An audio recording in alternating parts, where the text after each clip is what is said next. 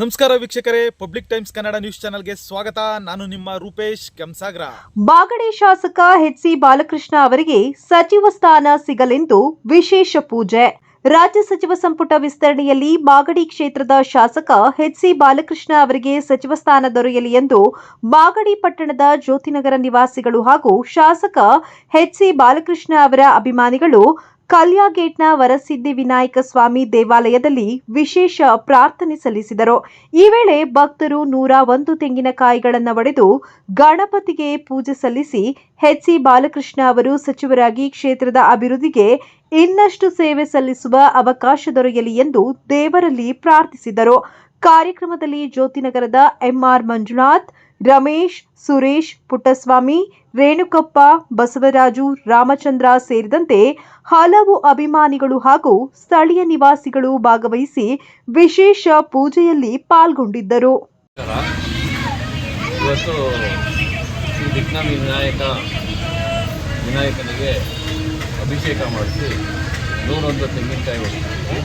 ಕಾರಣ ನಮ್ಮ ಜನಪ್ರಿಯ ಶಾಸಕರಾದ ಎಚ್.ಸಿ. ಬಾಲಕೃಷ್ಣ ಅವರು ಯಾವುದೇ ವಿಘ್ನವಿಲ್ಲದೆ ಮಂತ್ರಿಯಾಗಿ ಇನ್ನೂ ಸಾಕಷ್ಟು ಸಮಗ್ರ ಅಭಿವೃದ್ಧಿ ಮಾಡಲಿ ತಾಲೂಕನ್ನು ಎಲ್ಲ ರೀತಿ ಮಾಗಡಿ ಇರೋ ಕುಂದುಕೊರತೆಗಳೆಲ್ಲ ನಿವಾರಿಸಿ ಉನ್ನತ ಮಟ್ಟಕ್ಕೆ ತಗೊಂಡೋಗಲಿ ಅಂತ ಈ ಪೂಜೆ ನಡೆದಿದೆ. ನಮ್ಮ ಬಾಲಕೃಷ್ಣ ಅವರು ನಮ್ಮ ಜ್ಯೋತಿನಗರದಲ್ಲೇ ಇರೋದು, ಜ್ಯೋತಿನಗರದ ನಿವಾಸಿ ಆಗಿದ್ದಾರೆ ಕೂಡ. ಹಾಗಾಗಿ ನಾವೆಲ್ಲ ಜ್ಯೋತಿನಗರ ನಿವಾಸಿ ಮತ್ತು ಇತರೆ ಎಲ್ಲ ಅವರ ಅಭಿಮಾನಿಗಳು ಸೇರಿ ಈ ಕಾರ್ಯನ ಮಾಡ್ತಾಯಿದ್ವಿ.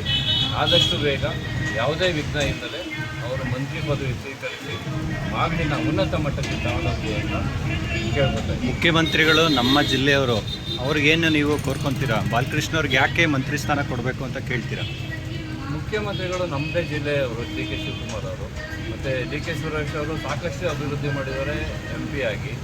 ಹಾಗಾಗಿ ಅವರು 5 ಬಾರಿ MLA ಆಗಿರೋ ಶ್ರೀಮಂತ ಎಚ್.ಸಿ. ಬಾಲಕೃಷ್ಣ ಅವ್ರಿಗೆ ಮಂತ್ರಿ ಸ್ಥಾನ ಕೊಡಲೇಬೇಕು ಅಂತ ನಾವು ಅವರಲ್ಲಿ ಆಗ್ರಹಿಸ್ತೀವಿ. ಅವರು ಕೂಡ ಇದೇ ಆಲೋಚನೆಯಲ್ಲಿ ಇದ್ದಾರೆ ಅಂತ ಅಂದ್ಕೊಂಡಿದ್ದೀವಿ. ಆದ್ದರಿಂದ ಬಹುತೇಕ ಖಚಿತ ಇರುತ್ತೆ ಎಚ್.ಸಿ. ಬಾಲಕೃಷ್ಣ ಸಾಹೇಬರು ಮಿನಿಸ್ಟರ್ ಆಗೋದು.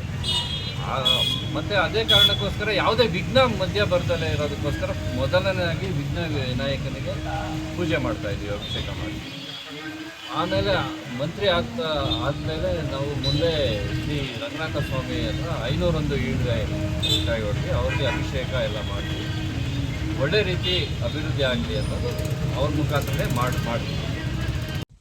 ನಿರಂತರ ಸುದ್ದಿ ಸಮಾಚಾರಕ್ಕಾಗಿ ವೀಕ್ಷಿಸಿ ನಿಮ್ಮ public times Kannada news channel ಅನ್ನು. ವಂದನೆಗಳು.